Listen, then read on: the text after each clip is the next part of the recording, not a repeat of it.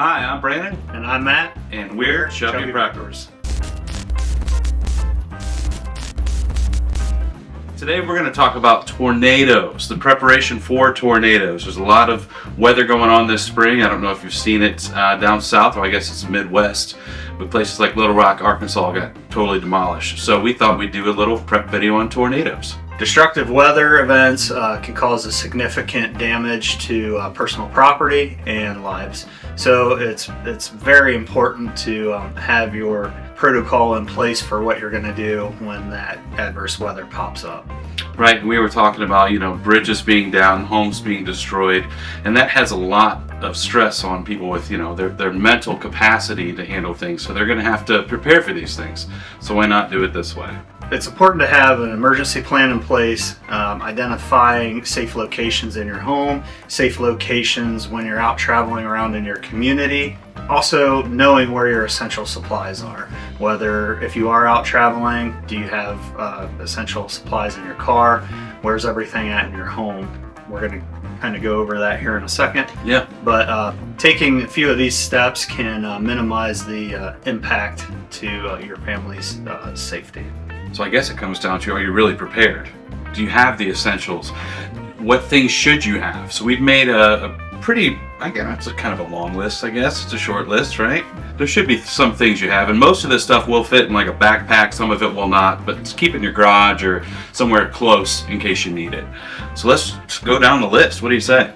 Yeah, so making sure that you have water. If you're seeking shelter in your basement and a tornado does rip through, is water within arm's reach. You can survive many days with just water alone, but some water and some food. If you're tucked into a corner of your basement, make sure you have that.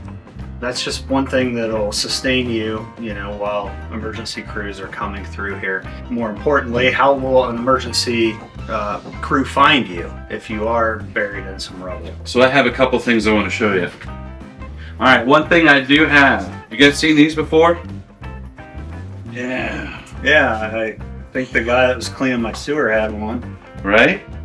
So these are great to have. If you do have a tornado rolling through your area, it wouldn't be a bad idea just to throw one of these on when you get down to the basement, when you're safe. That way you do have it on in case something does happen. This is very easy to spot. Think about it. You're going to have stuff blown through the air. You're going to be covered in mud possibly if you're outside or if your ceiling comes in or whatnot, but this is a great way for people to see you. Yeah, medical kits, flashlights, headlamps. There's those blinking lights that will help somebody identify you. There's also beepers that you can get that'll sound an alarm. He's got one that's built into this vest that he's showing you right now. Yeah, it flashes. Even a helmet. Yeah. If you're worried about your house coming down on top of you. Extra shoes and clothes, handheld radio, ham radio, cell phone, charger, battery bank for your cell phone. But the ham radio, if cell phone tower's down, you can reach out and get help using your ham radio. In real life scenario, Matt has these and I have these. We have a specific channel that we tune into. So if we do lose cell phone service, I know we're not far from each other, but if I'm stuck in the basement and he's stuck in the basement, we're able to communicate with these with no cell service. So make sure these are charged as well. You might want to set a docking station in your basement too. So these are great. These are great. Yeah, and the important thing is I've mentioned this on some of our other videos, but I use a lot of the gear that I have. So when I know that there's tornado warnings, watches in the area, I make sure that I go around, find my things, and make sure that I put them back into my emergency kit, and make sure that my flashlights are fully charged, battery banks are fully charged. Those are just some good things, especially this time of year when there's a lot of tornado activity. It's a very good idea to keep your supplies close and fully charged. We had a scare, it's been a couple weeks ago, but I went out to the garage. So I've got mine sitting outside of my garage door going out of the house, so I can literally grab it and go right down into the basement. And then down in our basement, of course, we have some of the supplies we talked about with the food and water. So there's a couple things I want to mention. Let's say the tornado hits, you're safe, your electric is completely shut off, you're disconnected. we have a generator in the garage, so we'll use that. So I keep the gas in the generator, and of course I start that every 2 months just to make sure it's running great. But the gas is in the generator because if you have loose gas cans at garage door goes, it can suck those gas cans out. So you might not have a chance to fill up your generator if your gas cans are gone. So that's something to think about as well. And I know you mentioned a medical kit. So I have this one in my bag, and this thing has pretty much everything in it for the most part. But the things you're really going to need to think about with a tornado is your band-aids, your bandages, your stitching kits, aspirin, ibuprofen. You can even stick some of your important documents in here as well, because this is probably one of the most important pieces of your gear if you were to get hit by a tornado. As well as any necessary medications, because if you were trapped in your basement for a day and a half, 2 days, but you have life-saving medication that you have to take daily, it would be good to put 1 or 2 doses in there. Right, and your contacts, any solution, maybe a little bottle of alcohol or peroxide as well. So where do you want to be when the tornado strikes? Best place would be a basement. If you don't have a basement, try to get to a neighbor's basement, or the most interior room of your home, bathroom, inside a bathtub. If you're out traveling, you want to avoid being stuck in your car. Don't try to outrun the tornado. Just get somewhere safe as quickly as you can. You don't want to be under an overpass. Try to find a gas station if you're out in a rural area. Find a deep ditch, culvert that you can get into. You also don't want to be, in a mobile home, camper or RV. You want to be on the lowest level of your home. If you have a 2-story home with no basement, that interior room, you want to be on the first floor. You just try to keep those things in mind. Stay away from windows and doors, and have your emergency supplies with you at all times. Yeah, that's another thing. You do not want to be outside when there's a tornado. There's been several videos of people filming a tornado, even holding on to like a glass door, and the door opens or shatters and they get kind of sucked out of the building.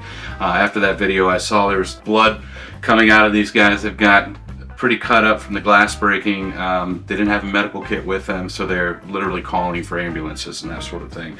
So yeah, as Matt was saying, you definitely want to stay in a basement if you can. And it comes down to having a plan. It really does. When you have a plan, you're not going to be rushing around. You're going to be more clear-headed. It helps you stay calm. Yeah, absolutely. So don't be scared.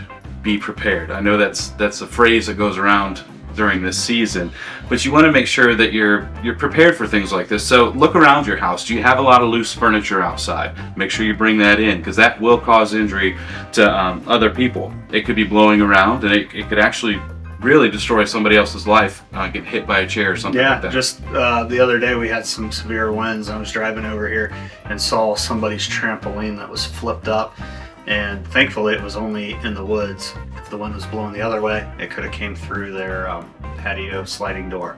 So keep those kinds of things in mind, especially like Brandon said, this time of year. Remove those things when you have high winds or tornado watches, so that even if it's not bad enough for a tornado, you're going to save yourself some money and some hassle by not having patio furniture crashing through windows and sliding doors. Right, and if you're at home and you do not feel safe in your home, say you are in a mobile home, get out, find somewhere else to go. Call somebody who has a basement, or at least plan on going to a bigger building, like maybe a library or something that's more solid than a mobile home. I know I grew up in a mobile home, and it was scary. Even when the wind blew, you could see the whole thing shaking.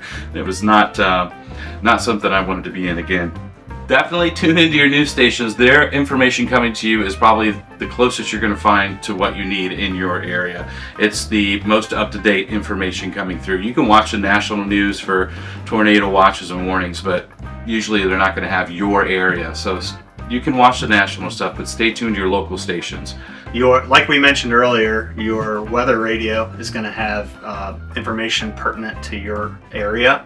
So have that on. Make sure that it's working before you seek shelter or while you're in place. Just make sure that that's tuned in so you know when it's safe to come out of your shelter. Another thing I wanted to talk about, if you do end up getting these little ham radio things, these little handheld ham radios, they do have a weather station on there. They do have an FM and AM frequency on there, as well as a warning beeping, loud beep sound, and a flashlight. So these are a huge investment out of everything we talked about today. I just want to make sure we hit on that again. Yeah, and then a few other things that aren't as crucial, but just some other things that can help you prepare to clean up after a storm. You know, if you have a chainsaw already, you know, if there's a tree on your house, you can clean that up. Avoid power lines. Let the electric company handle that. If there's down power lines, stay away. Report it as soon as you're able to. Having a chainsaw, loppers, different things like that that can kind of help you clean up and assess damage once the tornado's passed and you're safe. Just knowing where those things are, making sure that you have gas and oil and everything for that power equipment, that can just help make cleanup a lot smoother. Right, and always fuel up your cars beforehand. You don't know if the gas stations are going to be closed. They might have ruptured lines. You want to make sure there is gas in your car in case you do have to leave. You can make it a pretty good distance with a full tank of gas. Another thing I want to bring up is call your neighbors, call your family. If you know that storm's coming in, it's a couple hours beforehand, check in on them if the weather's coming their way, if it's coming your way. Make sure you let them know that you're okay and you are prepared. That'll help, especially with your neighbors.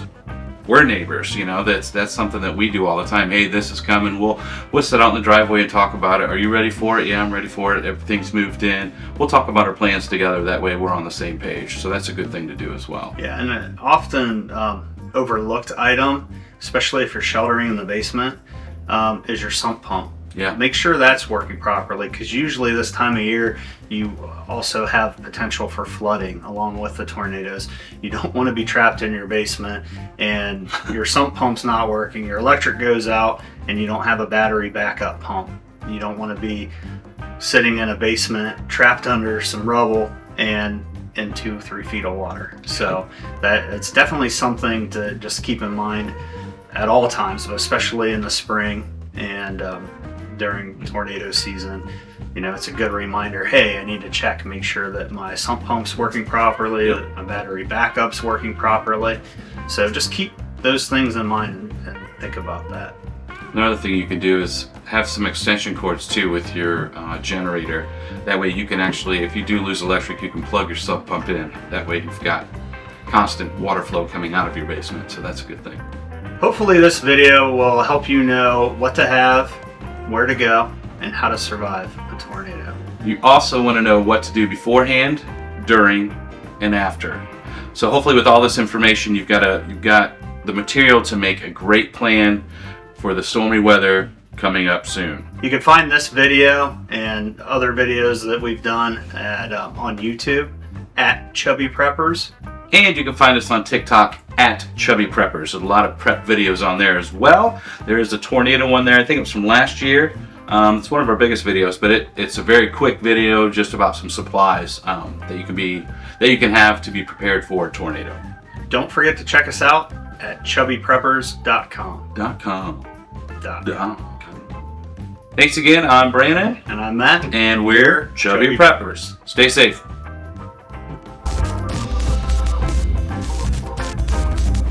Alright. Good for you? Yeah. Cool. There should be enough meat to work with. Pause for the cause. Chubby Preppers, brought to you in part by Columbus Brewing, India Pale Ale. Yeah, they're not an official sponsor, so. Yeah, no. Stay chubby. Stay chubby.